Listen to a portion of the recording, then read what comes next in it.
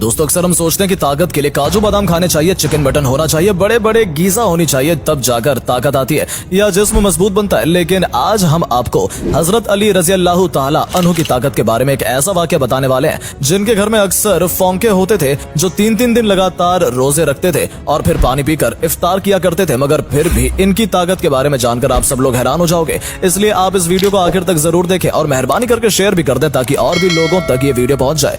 दोस्तों जंगे बदर और जंगे ओहद के बाद में अल्लाह के करम से मुसलमान बहुत मजबूत हो गए थे। वहीं पर जो दूसरी तरफ जो कुफ्फार के लोग थे, जो मुशरिक लोग थे, वो कमजोर होने लगे थे। इसलिए वो चाहते थे कि किसी भी तरह से मुसलमानों के वजूद को खत्म किया जाए। इसलिए अबू सुफियान और उस वक्त के अरब के बड़े बड़े बहादुर आपस में मिल गए। इनमें अरब का एक बहुत बड़ा पहलवान भी शामिल था जिसका नाम अम्र बिन मरहब था, जिसने सैकड़ों जंगें लड़ी थी। वो अपने एक हाथ में ऊंटनी के बच्चे को पकड़ता था और दूसरे हाथ से हजारों के लश्कर को काटता था। फिर जनवरी 627 ईस्वी में इन तमाम मुशरिकों ने मिलकर मदीने की तरफ बढ़ना शुरू कर दिया। इस बात का इल्म जब रसूलुल्लाह सल्लल्लाहु तआला अलैहि वसल्लम को हुआ तो आपने अपने तमाम असहाब को बुलाया और फरमाने लगे कि एक तरफ अरब के सारे मुशरिक और कुफ्फार हैं, वहीं पर दूसरी तरफ हम इतने से मुसलमान हैं। बस अब अल्लाह की तरफ से फैसला होगा कि हक और बातिल क्या है। सारे असहाब ये सोचते रहे कि इतनी बड़ी फौज को हम मुकाबला कैसे कर पाएंगे। इतने में सलमान फारसी रजी अल्लाह ताला अन्हु ने फरमाया, या रसूलल्लाह, हमारे मदीने को 3 तरफ से पहाड़ों से घेर रखा है और सिर्फ एक तरफ से आने जाने का रास्ता बना हुआ है।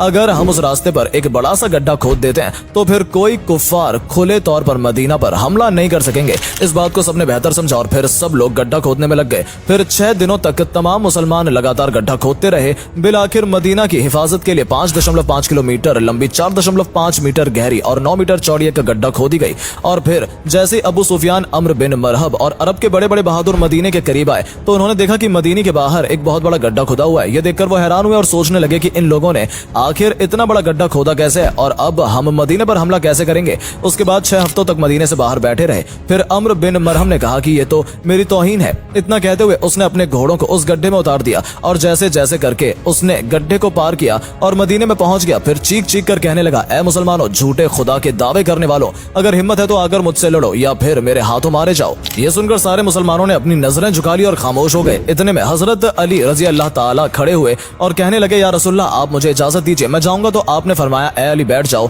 तुम्हें पता भी है सामने कौन है, सामने अम्र है, तुम इसे टक्कर नहीं दे सकोगे, तुम इसके टक्कर के नहीं हो, अभी तुम्हारी उम्र ही कम है। और उस वक्त हजरत अली रजी अल्लाह ताला की उम्र सिर्फ 23 साल की थी। फिर अम्र बिन मरहब चीख कर कहने लगा, ए मुसलमानों, किधर है तुम्हारी जन्नत जिसका तुम दावा करते हो? कहते हो कि शहीद होंगे तो जन्नत में जाएंगे। यहाँ पर कोई नहीं है जो तुम्हारी जन्नत का शौकीन हो। मुसलमानों में बड़े बड़े बहादुर और पहलवान भी बैठे हुए थे, जिनमें उम्र तलहा जैसे बहादुर भी थे, मगर सबके सब खामोश हो गए। इतने में हजरत अली फिर से उठे और कहने लगे, या रसूलल्लाह, आप मुझे इजाजत दीजिए, इस जालिम का मैं मुंह बंद करूंगा। तो आपने फिर कहा कि ए अली, बैठ जाओ, तुम्हें दिखता नहीं सामने अम्र है। फिर रसूल खुदा ने फरमाया, ये कौन है जो इस काफिर का मुंह बंद कराएगा? तो ये सुनकर सबने अपनी अपनी नजरें झुका ली और कहने लगे, या रसूलल्लाह, सामने अम्र बिन मरहब है जो एक हाथ में ऊंटनी के बच्चे को पकड़ता है और दूसरे हाथ से हजारों के लश्कर को काटता है। इस जालिम से कौन लड़ेगा? इतने में हजरत अली ने तीसरी मर्तबा अपना हाथ उठाया और कहने लगे, मेरे आका, मुझे आप इजाजत दें, मैं इसका फिर मुंह बंद करूंगा। तो तीसरी मर्तबा रसूल खुदा ने हजरत अली को जाने की इजाजत दे दी। इजाजत मिलते ही हजरत अली एक हाथ में ढाल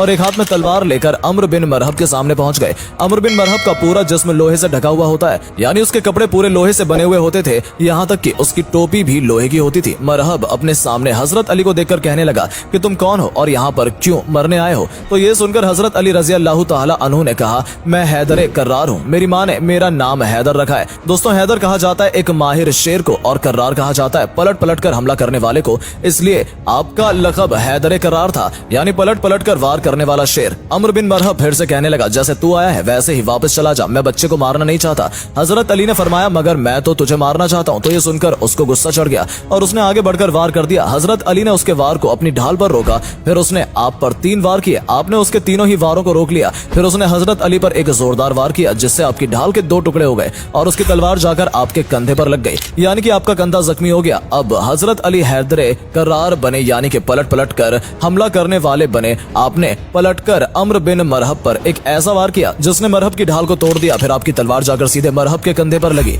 मरहब के लोहे के कपड़ों को चीरते हुए आपकी तलवार ऊपर से नीचे गई, यानी कि आपकी तलवार ने जिस्म के 2 हिस्से कर दिए। उसकी लाश पर पांव रखा और कहने लगे, तुम मुझसे क्या मुकाबला करोगे, पत्थर का पुजारी और मैं हूँ रब ए मोहम्मद का गुलाम। दोस्तों, उसके बाद रसूल खुदा अपने कुछ सहाबे इकराम के साथ यहूदियों के बड़े किले पर पहुंचे। यहूदी उस उस किले में रहकर मुसलमानों के खिलाफ साजिश रचा करते थे। आपका काफिला यहूदियों के किले के पास 7 दिनों तक रुका और सुबह लड़ाई होती और शाम को खत्म हो जाती, लेकिन कोई नतीजा नहीं निकल रहा था। यह देखकर अल्लाह के रसूल ने अगले दिन अपने सारे असहाब को जमा किया और इरशाद फरमाया कि कल की सुबह मैं ये इस्लामी परचम उसके हाथ में दूंगा जिसे अल्लाह और अल्लाह के रसूल खूब मोहब्बत करते हैं और वो भी अल्लाह और उसके रसूल से मोहब्बत करता है। यह सुनकर सारे सहाबाए इकराम रात भर सो न सके। वो इसी सोच में थे कि सुबह ये इस्लामी परचम किसके हाथों में होगा। उसके बाद सुबह हुई, सबके सब जमा हुए। रसूल खुदा ने मजमे पर एक नजर डाली, आपको उसमें हजरत अली नजर नहीं आए। तो ये देखकर आपने पूछा कि अली कहाँ है। उनमें से किसी ने कहा, या रसूलल्लाह, अली की आंखों में जलन हो रही है, वो बीमार है। ये सुनकर रसूल खुदा ने फरमाया कि अली को बुलाओ। फिर हजरत अली उसी हालत में रसूल खुदा के पास आए।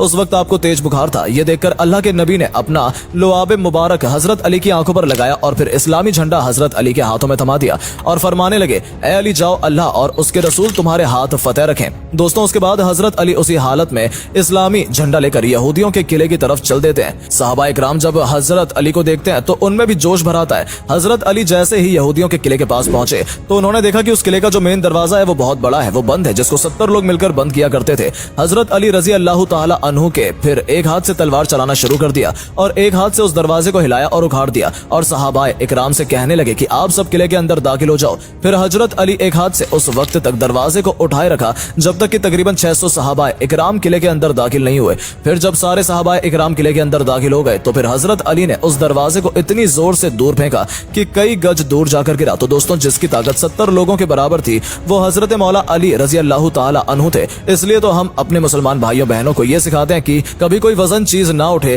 तो या अली कहकर उठा लिया करो, क्योंकि या अली कहने से बाजू में तुम्हारे दम होगा मगर कुव्वते हैदरी तुम पर आ जाएगी। दोस्तों, उम्मीद है आपको आज का ये वाकया बहुत पसंद आया होगा।